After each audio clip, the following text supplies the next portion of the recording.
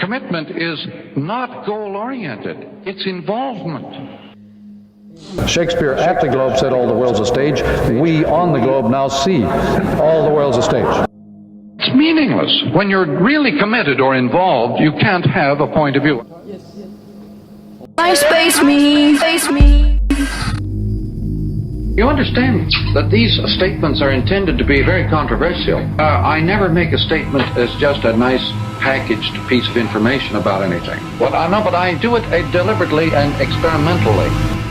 And I think they would find that if they tackled the problem that I'm working with, they would quickly begin to write the way I write. Harold Innis has the same problem. Yeah. His sentences are totally discontinuous. Yeah. Each one is a kind of little book in itself. And anybody who tries to read Harold Innis continuously goes mad. And because he wants you to use each of his sentences as a kind of world. Yeah. Not as a continuum. It's not something in a continuum. But do you mean it totally seriously when you say that your books can be open at any page? Any page, anywhere, yes.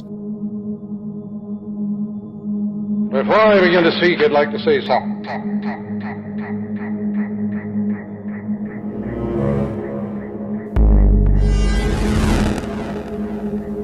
Describing the office, not describing.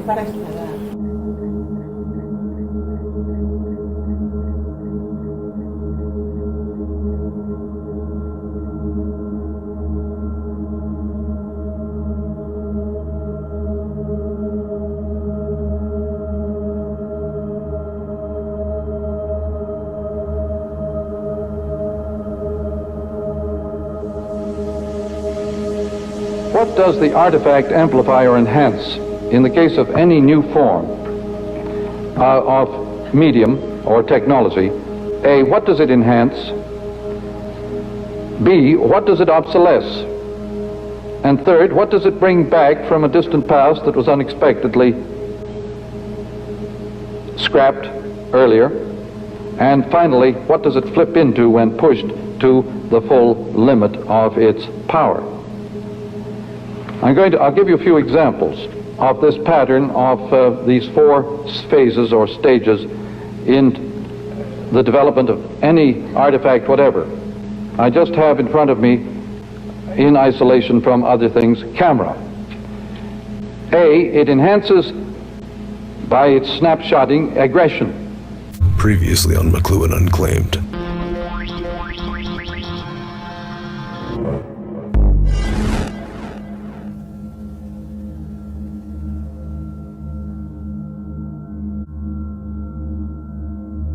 Isolated thoughts and actions. But actually what's really going on is there is an integrity issue.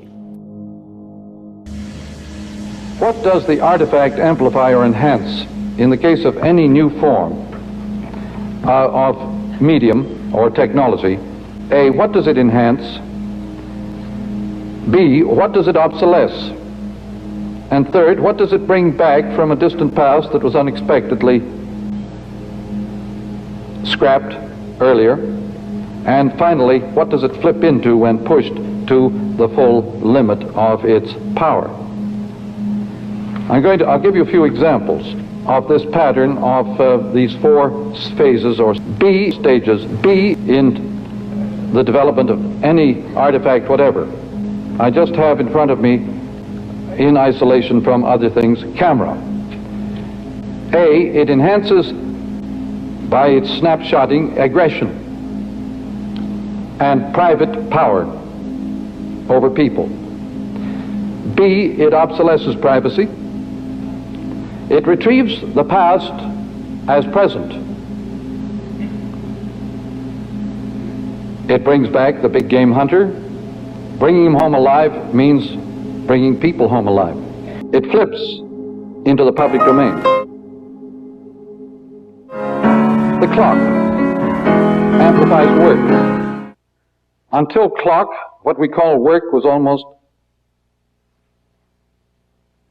impossible to organize. It obsolesces leisure. It retrieves history as art form by fixed chronology. A measurable sequential chronology capable of visual time as measured by the clock. It reverses when pushed all the way into the eternal present. A nowness. Electric media in general. Electric media in general amplify information range, scope, pushing information into a surface environment by simultaneity, obsolesces the visual, the connected, the logical, the rational, retrieves the subliminal, audile, tactile, dialogue, involvement, brings back... How many thoughts can you cram in your head? Rather, reverses, finally, all hardware into software.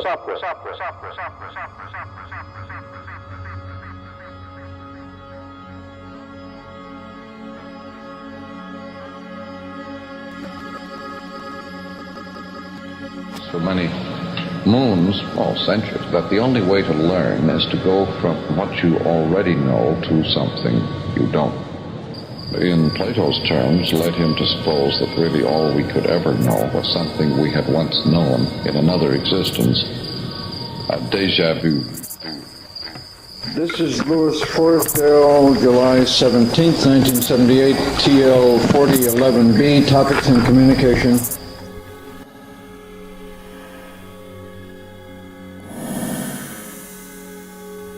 For many moons, or centuries, that the only way to learn is to go from what you already know to something. TL 4011B, Topics in Communication. Marshall Mcluhan, the director of the University of Toronto's Institute of Culture and Technology.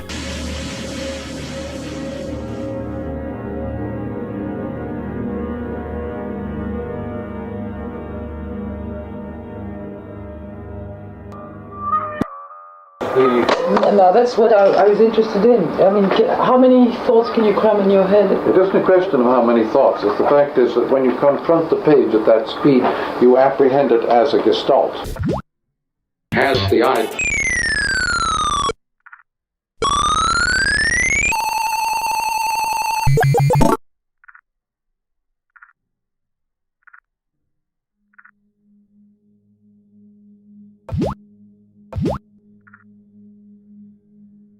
I mentioned the telegraph miming the telephone, but long before the telephone was invented.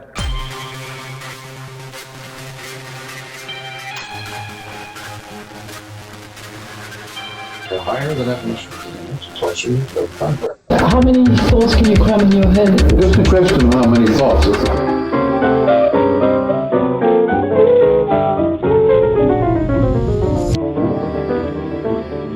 higher the definition, the closer to the contact. Meantime, I suggest it possible to begin by noticing A. That the universal condition of any public is unawareness of ground and obsession with figures, right out of the picture, so the ground can come up. The criminal in society gets it this way too, without anybody trying to understand what goes on. Well...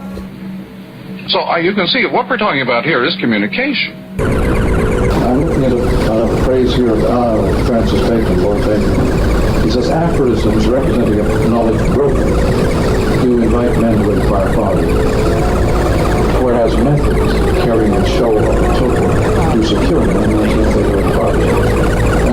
I use the aphorism knowledge broken thoughts of presentation deliberately to tease and to encourage people to look into the situation.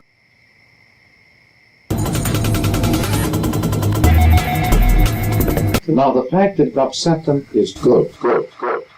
I take that for granted. I want my readers to be upset all the time.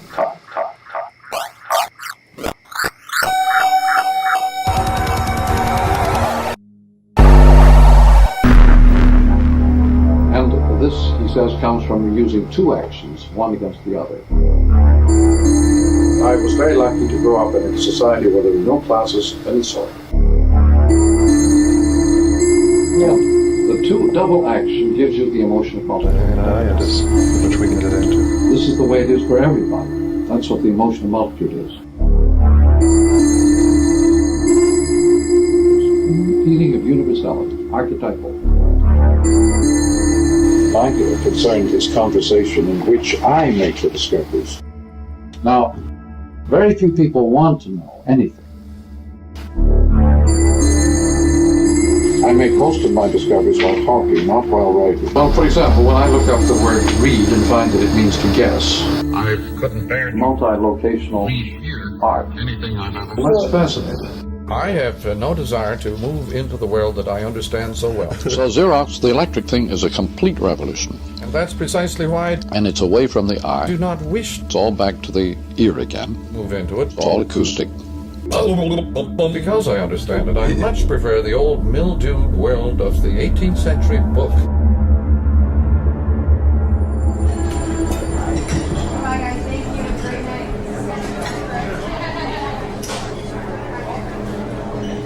Have a great night. Social responsibility, instead of just a sort of a private subconscious. You're an artist. Remember. An artist is primarily concerned with getting your attention. Whether he's a poet or a musician, his first wish and hope is to trap your attention. This is the first hope and wish of every advertiser. He's an artist, certainly, to that extent. He wants to shape your attention, to shape your sensibilities, to create an effect upon you. Whether you believe a word he says couldn't matter less to him. He is interested only in effects, and not in changing your opinions or thoughts about anything. And this is also true of a poet. Couldn't care less what you thought or felt about him or anything, as long as he gets his effect across. It's simply fantastic, the unconsciousness of our Western world with regard to I had a the rowboat on the Assiniboine and a sailboat on the Red River, and they were about half a mile apart.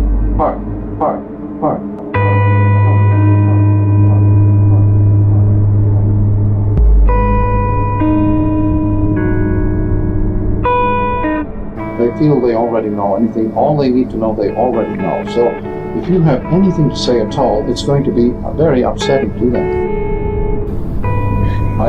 So on the way to school,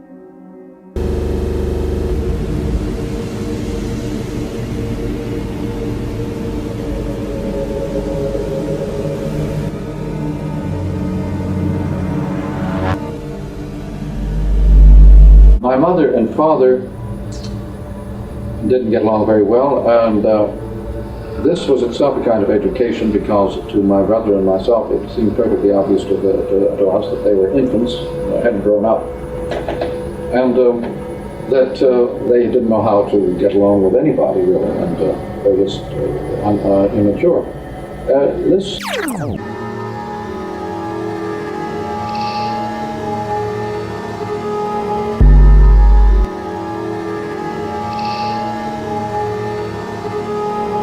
I always had the feeling that I had something rather important to do.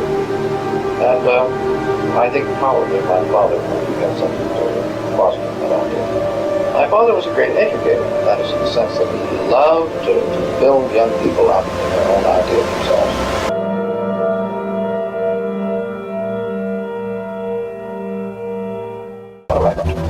A salesman, I'm a real estate man, totally uninterested in business.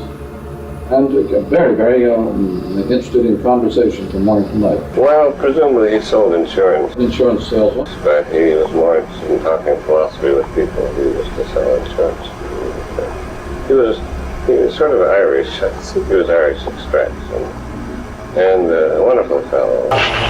Yes, she was an elocutionist, again trained out of Boston by Alice Leone Mitchell from the Emerson School of Eloquence in Boston.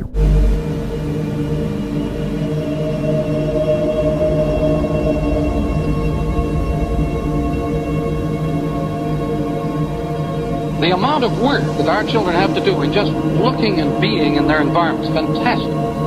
exhausted. On the way to school, I could stop off and row my boat for a while on the one river.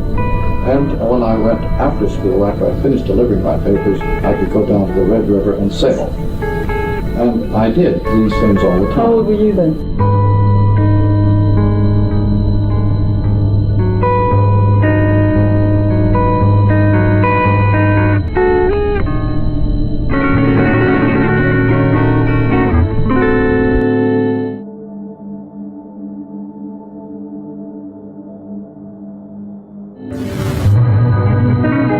The whole damn Western world is finished.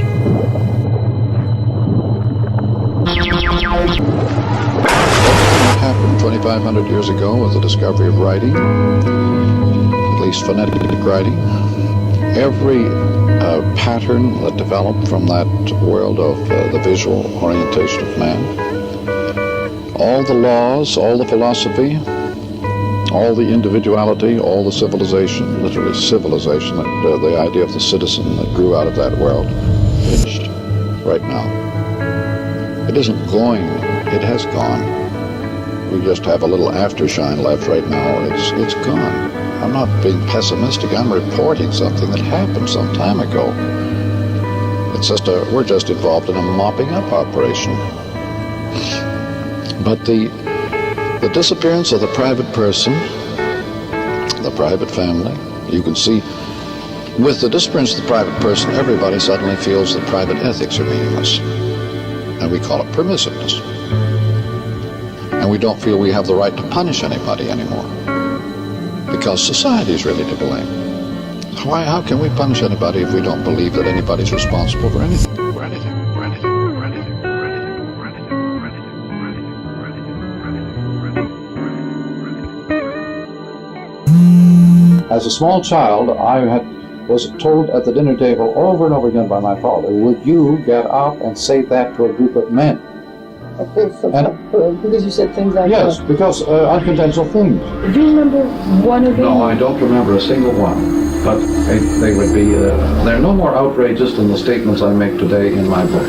They're In other words, you're perfectly aware.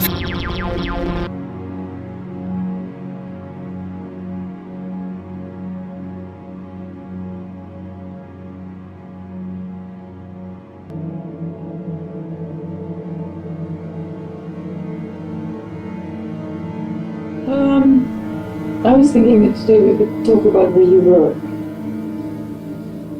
Well, you can see the way we work. No, I know. It's called transparency. I stack one thing on top of another on top of another. Look at them all simultaneously. That's how you work now. You always work that way. Always work that way. I mean, how did you write the Gutenberg galaxy, for instance? It's a long time ago.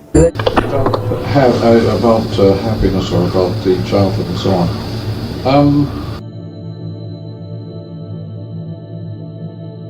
When I was a kid, I spent a lot of my time building boats. Oh, yeah? Yes, I was a carpenter.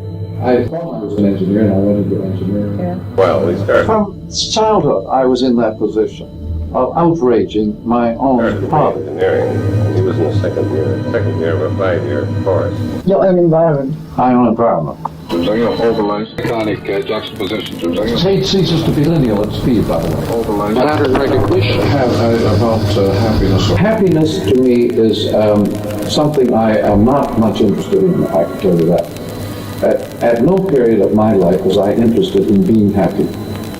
I was very interested in getting on with what I was interested in. And in practice, that turned out to be a source of considerable happiness, in the sense of satisfaction. When I was a kid, I spent a lot of my time building boats. He was actually a pretty handy guy. He built, for example, sailboats. I used to have the plans for one of them. It's gone for a long time now, but I remember the name. I was a rowing man. Oh, you were? Yeah, didn't you see my oar hanging downstairs on the wall? Oh, yes, I probably didn't notice. Anyway, I've always loved the water, and I love size. If I had a rowboat, I'd be out in it every day. How to build a racer. And of course, he was on the Cambridge Road. So, you're looking at a couple of decades there, Bodie. And when he got to Cambridge, he was a rower. Got into rowing. Well, you can't sail on those rivers anyway. The bridges are too long. There's too many of them.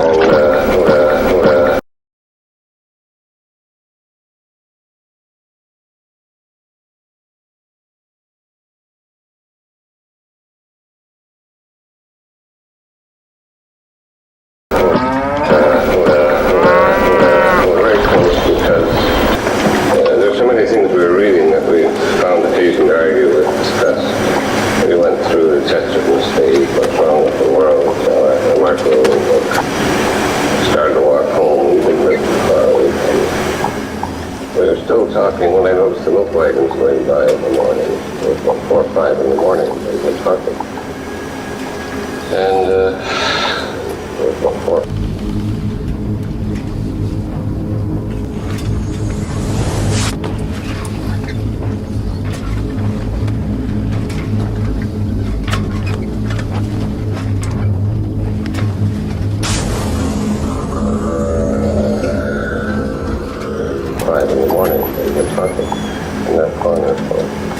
As some of you may know, Professor Mcluhan suffered a severe stroke in the fall of 1979 and has lost most of his verbal skills, so I could not interview him personally. However, I was able to interview his wife Corinne in his presence. 5 in the morning, they've been talking in that corner for roughly 4 to 5 hours. So they're completely unaware of time. The genius of Chesterton and his paradox, beautiful, and then of course disagreeing a good deal on a good many things.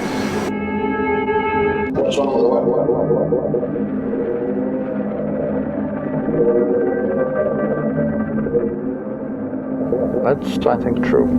Except, again, that I had luck. I met people, too. But it was mainly a literary activity. A book by Gilbert Keith Chesterton, What's Wrong with the World? Yes. Handed to me on a Winnipeg street by Tom Easterbrook.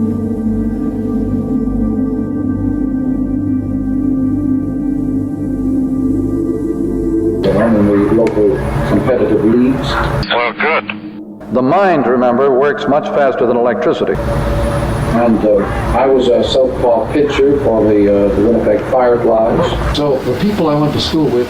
Literally, the speed of light is not a fraction the speed of thought. In your experience, because having been close to... Would you say I moved away from the scenes of my childhood? Never to see them. My childhood. I have to say that certainly not after the age of 16 or so. I've never seen them again. So I don't think about them anymore. Strange experience. Didn't it even look you up when you became famous and said, I need 500? Your life is continuous, then your friends are not Being continuous. an academic, They move. But in fact, it impoverishes everybody's life. Cuts you off from all Never run into any of your folks? memories. No, indeed, I have not. Winnipeg being so far away. I have never seen it. Consequently, I never have any way of People don't judging want to go back to Winnipeg. They often leave Winnipeg, but they always want to go back. how they developed. How did they... They would never draw on local talent for anything that they wanted for exotic effect. The natural. However, who cares?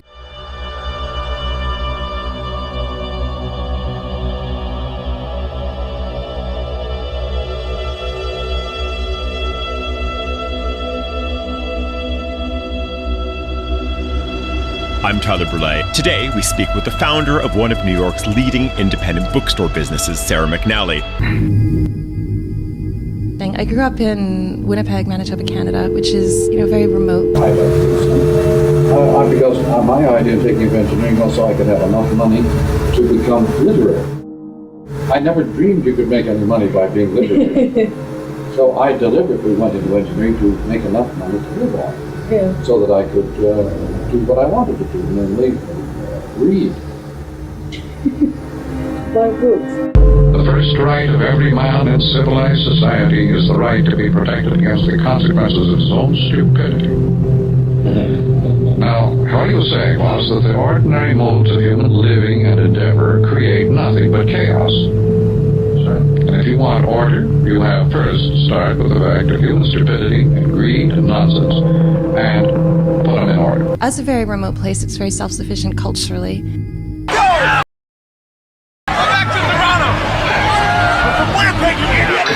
I'm Tyler Burley.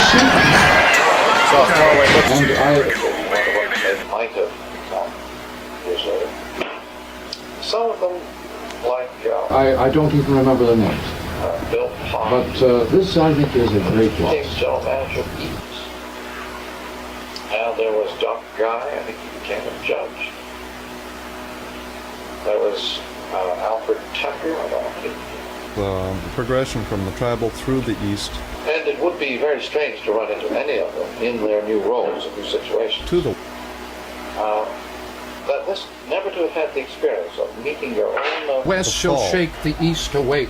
Schoolfellows, as it were, never to have met them again when they were grown up. While yet you have the night for more. There's a weird gap in anybody's life. I think it's now normal and accepted. Really is. And I think it means that your human experience is very truncated, very, very fragmentary.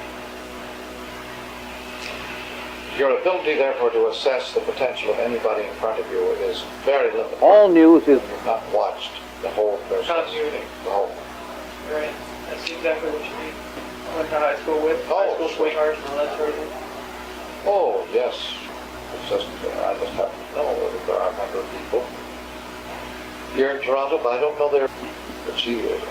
Peggy Ord became Mrs. Bill Morton. And I guess he's Professor Trent. He's head of this department. A well-known Canadian historian. But she was one of our immediate in our almost living 3 or 4 doors away on Griffith Avenue when I was growing up. I became aware of what the church claimed to be. You describe your conversion to Roman Catholicism in 1938 as a long pilgrimage and a solitary one, done entirely by reading. That's, I think, true. Now, I had no religious belief at that time at all. I was an agnostic. But I finally decided that if the church is what it says it is, you were also told how to test that hypothesis.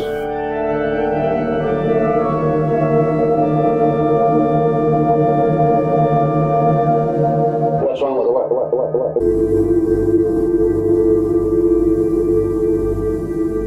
He said to me, I hated this book. I think you'll like it.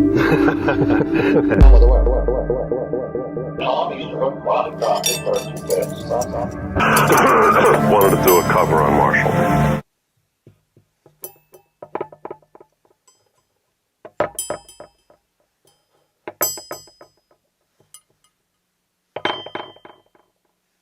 Yeah. Elon Musk talked about it on my podcast.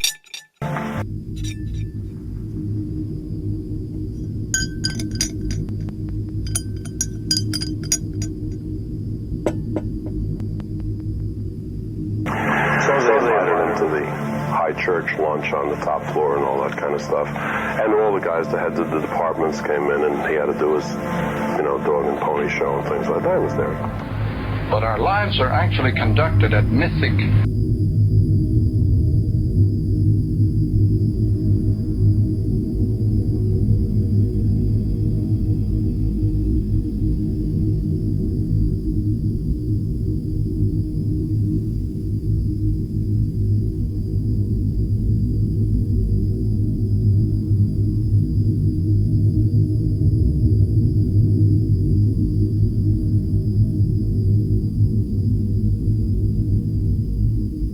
Find things by deduction. The etc. editor, the guy from California, Hayakawa. I know Hayakawa. We used to go fishing together in San Francisco Bay, but it turned out that Marshall had delivered newspapers to his family. A rose is a rose is a rose is a rose. She's doing that tomato can trick. In Canada.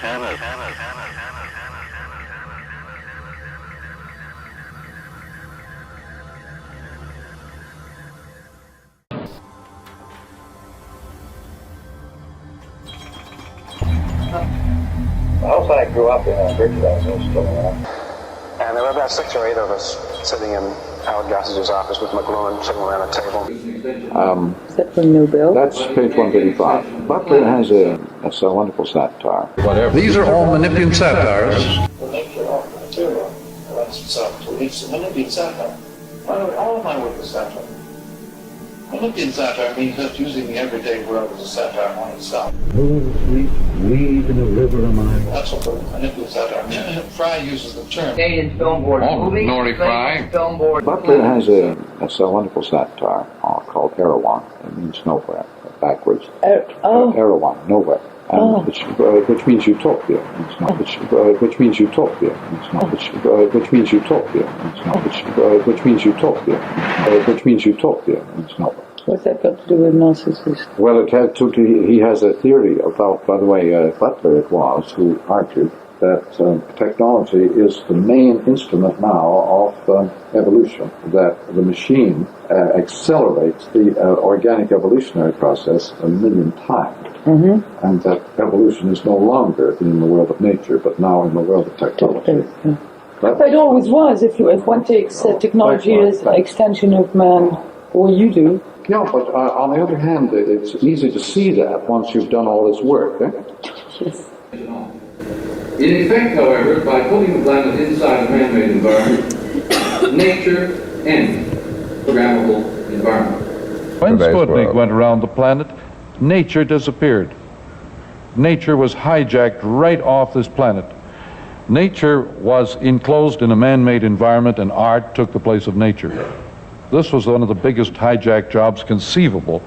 When you put a new service environment around, say, TV with hologram or whatnot, you will find that TV has been completely hijacked, that a new service environment has come in.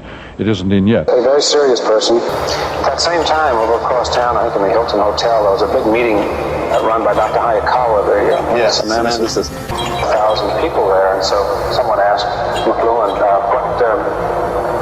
what do you think of the Hayakawa conference? So he said, well, I'm sure it's fine.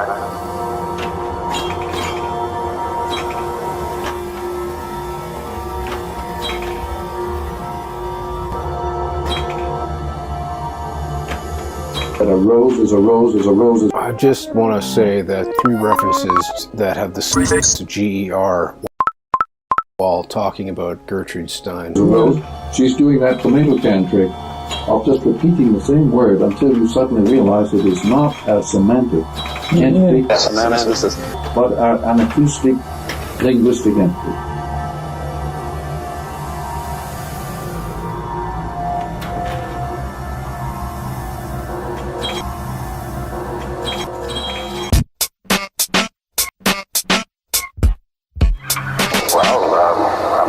Rapid, by the way, magic is itself repetition. Rapid, by the way, magic is itself repetition. Rapid, by the way, magic is itself repetition. And print is a magical.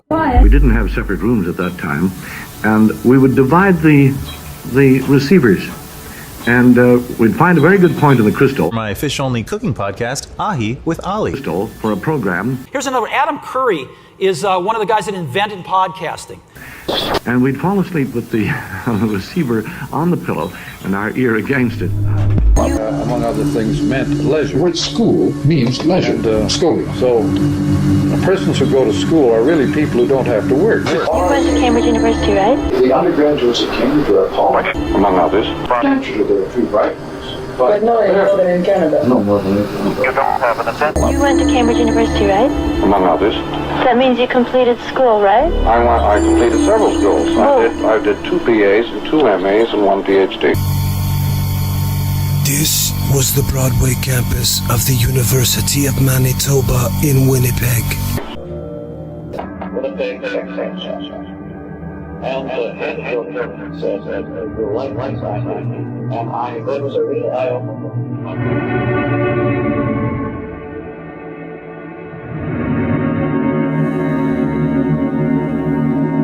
The discovery that when you're on the telephone or on the air, you don't have a physical body.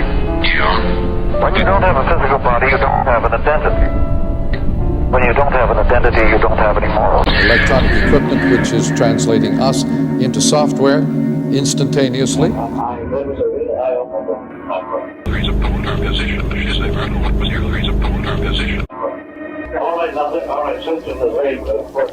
So as you live in smaller and smaller space electrically, things that...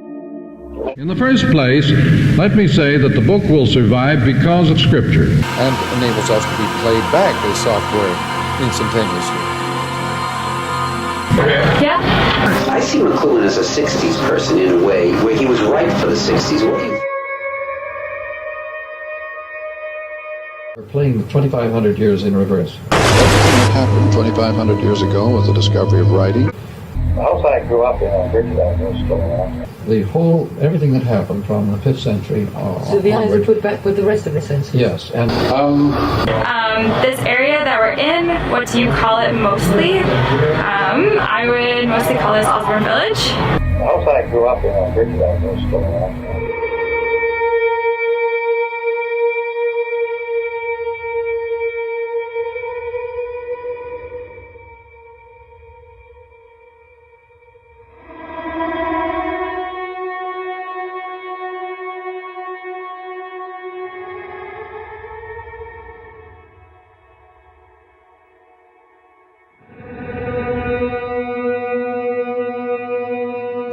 What do you think he would be doing today? If he were here today, would he be saying the same stuff, or have things changed?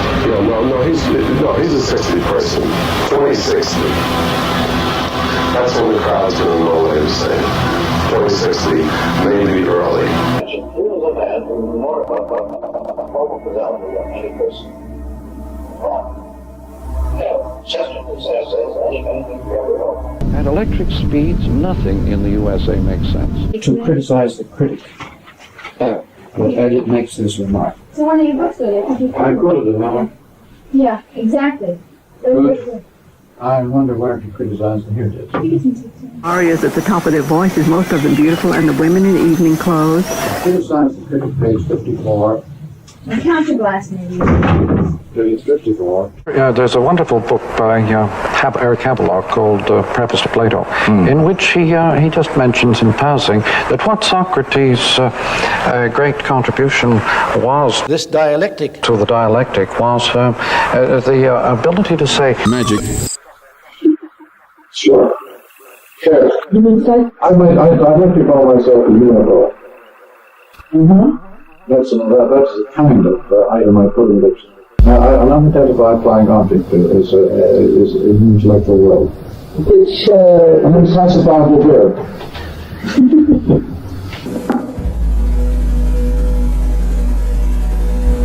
Well, does that mean that in order to lessen their fears, we attempt to paralyze different immigrant groups coming in at the state of their arrival? And keep their cultures intact and separate. Tactile space is the space of the interval. When you touch something, you create an interval, not a connection. And if there were any connection between your finger and what you touch, you wouldn't have a finger. So it's interval and it's resonant. The resonant interval is touch. It's intact and separate. And that is called The Chemical Bond by Linus Pauling. The book on the nature of the chemical bond is a story of the resonating interval. There are no connections in matter. There are no connections between molecules or electrons. There are only interfaces and resonating intervals. Service environments have taken the place of political policies. By immigration, you can get into Canada. You can't see that a tribal society is not open. You can't get in. There's no way in. You are not allowed in. But you can get into a civilized society. But you cannot get into an African tribe. No. By immigration. Alphabet with non-gestalt, abstract, figure minus ground. It's comical, of course. We have bypassed the literate world of hardware, left hemisphere technology, by moving once more again into the altogether world, the holistic world, the right hemisphere, the third world people. Pattern recognition. Social effort. That is called the rational. Mr. Jingle. Improve their moral lives or their physical or social lives. The mass media. But again, you're making a value judgment. I'm not making any judgments about the mass media. I say, if you want to solve these problems... the automata of the electric age. Exactly. They're not your friends. It created individualism. It created armies, empires, huge organizations. The country is falling apart. Which became a type of intelligence test. Service environments have taken the place of political policies. Service environments have taken the place of political policies. That is for the meaning of the multicultural mosaic. The mosaic is static. It isn't in a state of constant inter-inanimation or interplay. No, it's static. And that's exactly the way the French want to remain. They want to remain just the way they are. And so it's not that easy. So it's an amazing, as I say, ploy developed to make this possible. Under electric media, just have a world tribe. The human family is the only remaining tribe. It's the old Renaissance book religion versus new software masquerading as mystical body. I've taken children's recordings and assume that their concept of media is identical with their concept of God. Anyway, Look, now that's very important. So we've lost all, not only goals and objectives, all gone, but our ethics are gone. Love is, I suppose, something pervasive and extended over a long period of time as compared with what is the phrase, the poor benefit of a bewildering moment. Now, as the private ethic disappears and private morals disappear, there suddenly comes a strange new need for public morals. This is the tribal. The tribal man demands absolute integrity of the chief, no fooling around. And the kids today don't give a damn about private ethics, but they are very deeply concerned about public ethics. This is pure hypocrisy on their part, but they don't know any better. There's a desperate human need to understand these processes. The act of placing the blame is itself escapism. But the sudden flip as you permit people anything privately. Value judgments in these matters are pure escapism. Then suddenly public morals gets awfully tough. They serve that function of taking us off the hook. Consequently, general agreement. Don Quixote, when he got a real dose of Gutenberg romances, rushed out, got on his armor, and dashed off into the Middle Ages to destroy windmills. And do you need any better example? Finnegan's Wake is a drama, it's a play. You have to stop trying to connect anything with anything anymore. For example, you can get, well, again, we might disagree on open and close, you see, because I call the ear closed and the eye open. But some people turn it around the other way. It doesn't matter. As long as they're both there, that's what matters. Yeah. The storyline or connected spaces are not there. The artistic view, therefore, of the world becomes a normal view for all members of society. The world we ignore. Therefore, all media, not just the newspaper, uses bad news as a way of selling ads. All news is fake. It's pseudo-event. It's created by the medium that is employed. Colossal fiction. There is no honest reporting. The word fake, actually, and the word fact are the same word. They both come from Latin, facio, meaning to make. On any medium, it is all fake, necessarily created by the medium in question. The pool of broadcasters was the rebellion of the medium against the bloody message. And the actors in the play are the media themselves. The medium finally rebelled against the most stupid arrangement of any debate in the history of debating. Zeus, who says to his fellow god, Narcissus, watch yourself. Yeah. Most people read ads about things they already own. They don't read things to buy them. Of things I already own? I think I'm just looking for a sense of community. But to feel reassured that they have already bought the right thing. There are lots of things better than civilization, but if you like civilization, that's the end of it. The small children have made some of the greatest discoveries. The most famous discovery in our time is the automatic governor on the steam engine. from which we have the word cybernetics, was made by an 8-year-old child. I mean, the big discoveries. Not the some little ones in our time, but the very few discoveries are ever made when people are looking for visual space and literacy and scriptural religion. NASA, a bunch of highly endowed modern physicists, are totally under the domination of Gutenberg without knowing it. Does.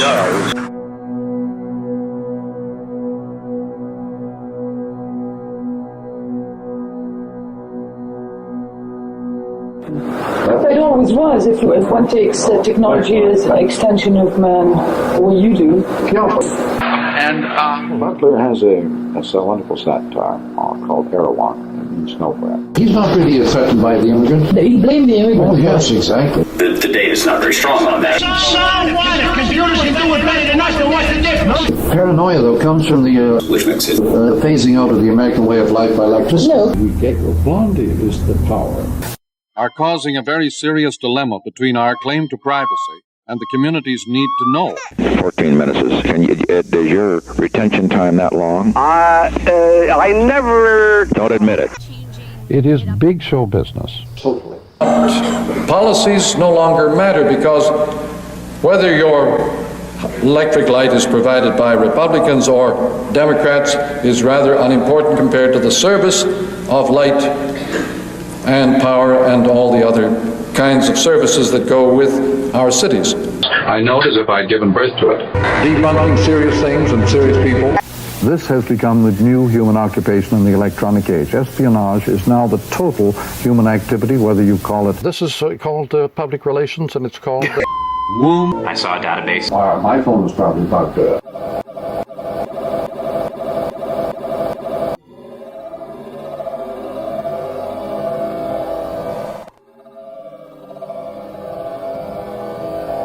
not that I care. Our detectives are called private eyes. It would be meaningless to a Russian, a private eye. My gosh. But because they're all public, but they do the same job. No, but they don't use the eye. They listen. CIA, FBI style. You see, one's international, one's domestic. We have no history of conversation or of the oral tradition except as they are revealed darkly through the written or the printed word. Erasmus's praise following, Rabelais' Gargantua. These are Menippean satires that are debunking serious people. Would you mind repeating that, please? Something we got on instant playback just now before we came back to Mr. Sayers would be an ideal person to have a word about the effect of the instant TV playback on a football game. Well, I think this made TV watching more people watch the game now because they can see the instant playback. They can see blocks they didn't see, and this has put a lot of focus on the line play. To criticize the critic, page 54. Count your glass, maybe. Page 54. Here it is. Page 53, for the page reference. Look, I have a memory for page numbers. It's funny. You do? Yeah. It's the Kensington numbers. That could be. Do you know your famous quote? If you want the essence of a book, read page 69 or 98. Oh, no. I 96. 69 is 96, and they're complementary, you see. And has a great deal to do with nature of linguistics. 69, 96. I have, well, you try it on any book, and you'll find that you get a very strong structural image of the book on those two pages. I've noticed it's a lot of page 20 to 69. All your quotes are always 69. Is that true? No, but sometimes. If I haven't read the book, I'll use 69, 96. I tell you, let me tell you something. What an admission. I mean, if I just want to sample quick. I had, across the street here, I had an office at 96 St. Joseph Street. And when I got this grant to do a study of media from the Association of American Broadcasters, the grant was number 69. And it came to number 96. And the moment that happened, I said, this is a very good omen. This is going to be a great project. And the project was Understanding Media. Oh my God. I'll show you the first form of Understanding Media when I did for this outfit. It's quite different. Father John Culkin, a friend of ours in New York here, has a way of putting this matter. He says, we don't know who discovered water, but we're pretty sure it wasn't a fish. Whence did the wondrous mystic art arise of painting speech and speaking to the eyes, that we by tracing magic lines are taught how to embody and to color thought? Is concerned with the sailor who is caught in the vortex of the big whirlpool. Isn't some of your thinking transcendental? And I said yes, and most of it's incidental. Begins to study the way it works. And he sees that some things go down. And, you know, casting his perils before swings. This is a phrase out of Finnegan, and it's typical of the technique of Finnegan. Joyce regarded the human language as the biggest storage system of human knowledge and perception anywhere. What we're doing with the computer up to now is merely giving it to the librarians and to the catalogers. But the possibility of retrieval as a form of discovery is something we all know from our own memories.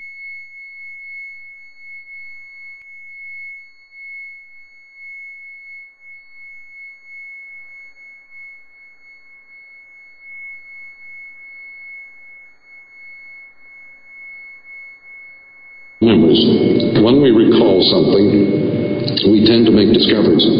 We certainly tend to make changes in the pattern of the thing we know. His own use of that vast store of human perception was to retrieve from it in a pattern which made discovery natural. And disappear, and some things pop up again.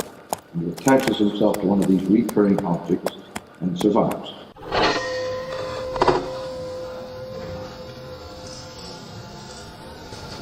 That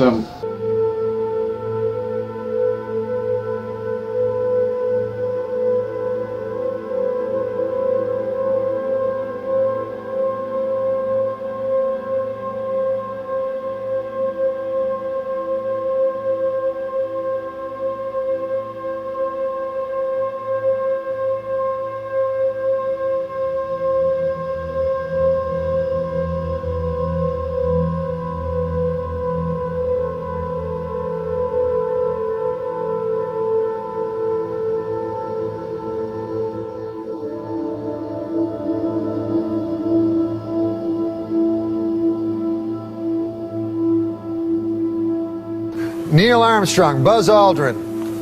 Who else? Meanwhile, Well-to-do nobodies who can afford to be nobodies. the Kardashians. This Harrison Schmidt fella must be going, what the hell do I have to do to get famous? The name Mcluhan is probably rather opaque, but the name Marshall is less opaque. It is a rather luminous phrase, or Maréchal.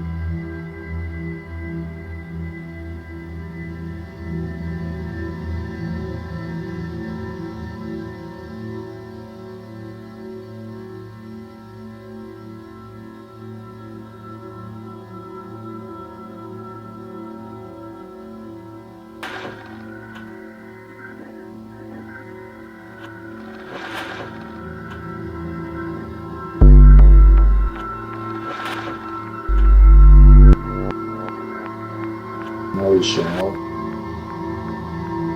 means a blacksmith, doesn't it, in French?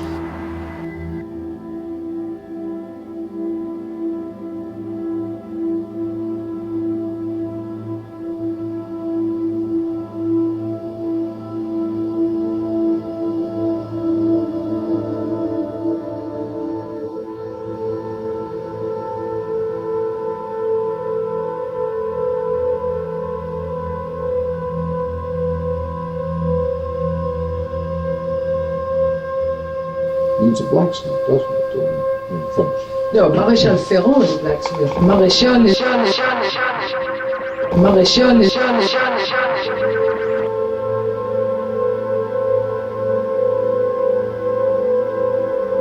A book by Gilbert Keith Chesterton, What's Wrong with the World? You describe your conversion to Roman Catholicism in 1938 as a long pilgrimage and a solitary one, done entirely by reading. That's, I think, true. Mm-hmm. But it was mainly a literary activity. Maréchal is...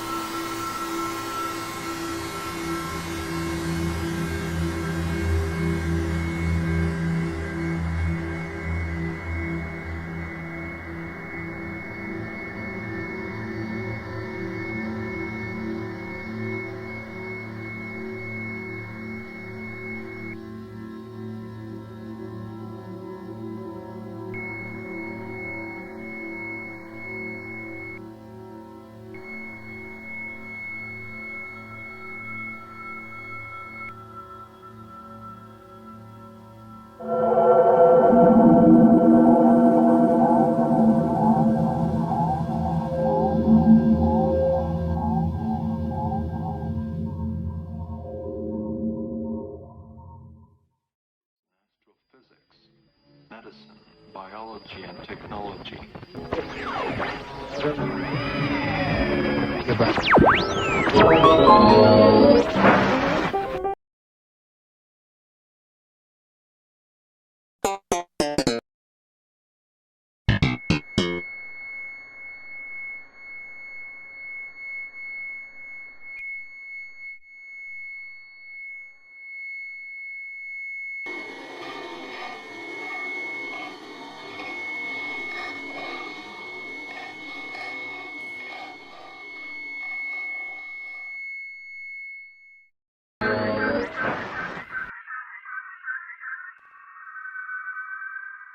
Newhart, I enjoy Newhart much more.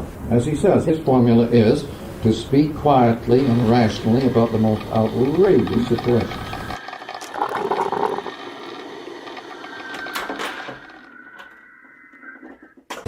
The moon has lost all its glamour since the moon trips. But when you land on the moon ceases to be a romantic object. You junk it. Hi, Marshall. Hello, Tony. Happy birthday. Well, thank you. Do you keep a list of those? No, but I saw it on the news today. Oh, my gosh. You're a public figure. Oh, gosh. It'll be fascinating to discover the genesis, the stages by which those buildings and that whole neighborhood came into existence. That's it. I remember when the house number was 314 Roosevelt. I'm 5 years old. You were there on that? Yeah, staying on the bed for 2 months. That's my kids too. Nothing else to say then? I don't know about 214 Roosevelt, but some of the other houses are. Oh, you go to another house? Well, we were in 606. We live in a 507 Cleveland. The house I grew up in on Bridget Avenue is still around. It was a house that actually was occupied by a man who was prospect to America. We were together one night, years ago, and he asked me what street I was going up on. I said, Bridget Avenue. What number? 507. He said, good number, 507. Isn't that neat? How much years junior was he? Well, this is 25 years old. Suddenly he was a Marshall Mcluhan, what are you doing? Lately, I've been worrying about Phyllis Diller. World of crazy adventures, circuitry, whatever, is already there as a total information farm. It is a teaching machine, sure. However, what it's teaching is...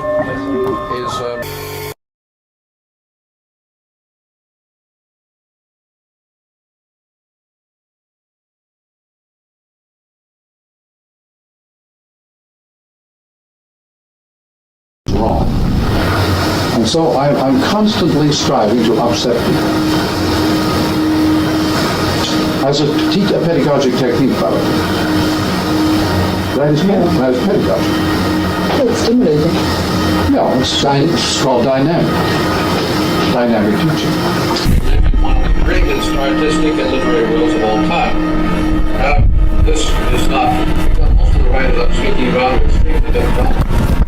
Like James Joyce, who incidentally is having a premiere tonight. I'm surprised that so many of you are avoiding it. The Portrait of the Artist is having a premiere tonight at local movie theaters.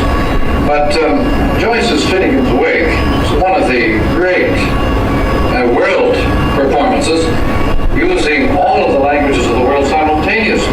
The Chinese ideogram is a wonderful instrument of unified sensations. It is so richly unified that most people in our 20th century have begun to study it very carefully as a corrective to our highly specialized alphabet. Using all of the languages of the world simultaneously. And we live in such a great age. The Elizabethans lived in a chaotic, crazy world.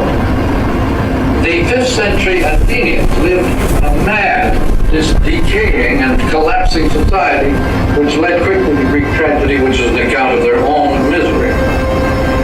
But the alphabet destroyed Greek society in 100 years. It was gone. The alphabet is a very destructive, fragmenting force, which the Greeks certainly did not survive. The Romans took them over in time to save something. It's reserved for us. Okay, but the effect of the alphabet on the Greeks was violent. And they gave us great institutions resulting from that misery that they went through. But they became so intensely individualistic and competitive that they destroyed themselves very quickly.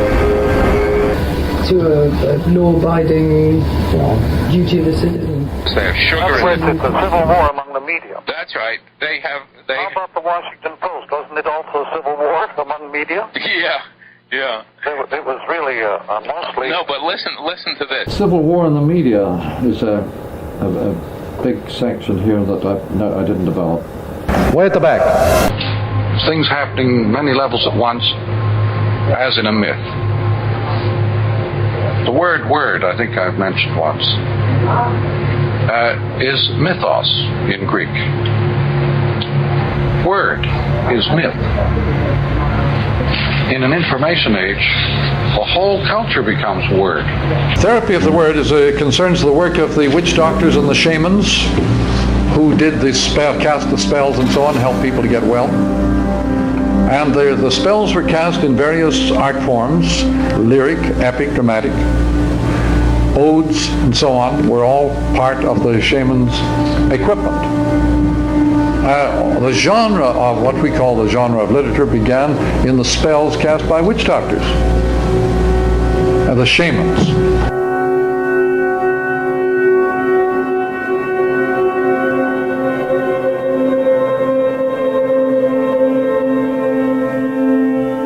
The alphabet drives people toward extreme forms of egomania and competitiveness. This Mrs. Equitone is really a very useful bit because the whole British upper class mimic, with voice, they mimic the world of printing. This puts the lower classes way down because they still retain many of the characteristics of pre-print in their voices. So the class structure in England is quite simply simulating print with the voice.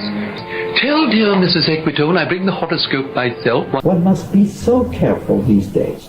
Now, Equitone, notice, is the name of speaking in prose. Tell dear Mrs. Equitone I bring the horoscope myself. One must be so careful these days. You see, you talk as if you were on a printed page. Equitone, yeah. Yes. Equal to. The alphabet drives people toward extreme forms of egomania and competitiveness. But that is only by people who take it seriously.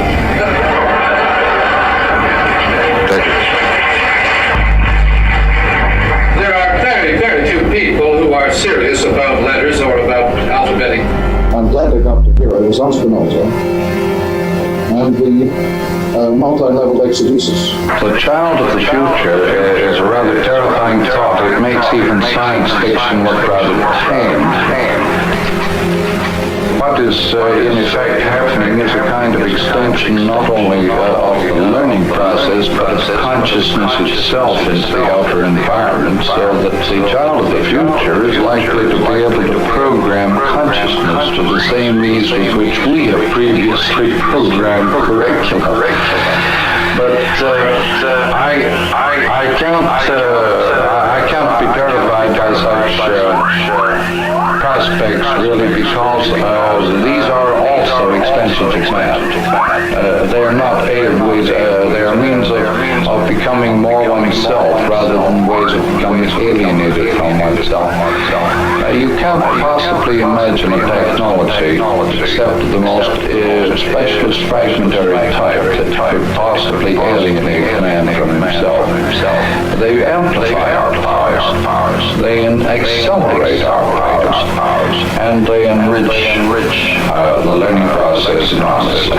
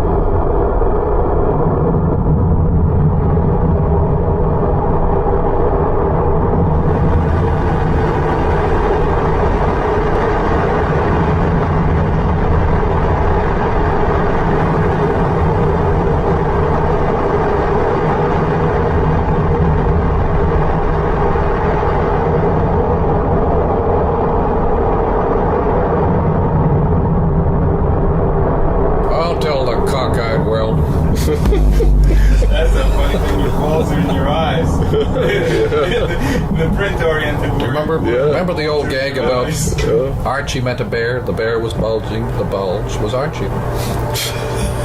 The world swallowed itself media-wise. It was medieval. It's 12 o'clock. And I'm running out of air. Ah, good. Did you ever run out of air? Hot it up.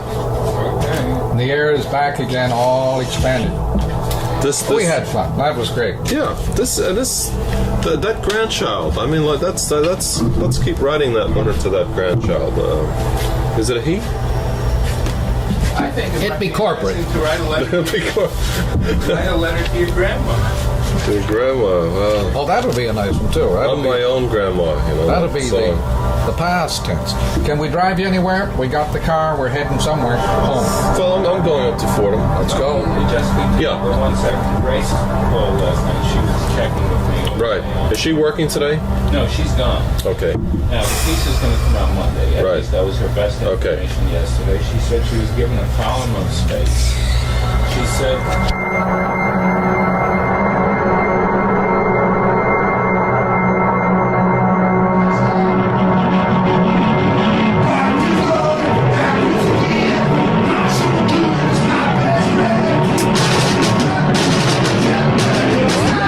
It's funny, the internet is here. They don't know what the hell is going on with the internet. What they're talking about is what Dad was talking about in the 70s. And in the 70s, he was talking about the 70s. So now they're noticing the 70s. And they're calling it now. And they unwind at night in this mimetic pattern. Tell me, what else do you remember about growing up? I remember actually carrying the newspaper into the house.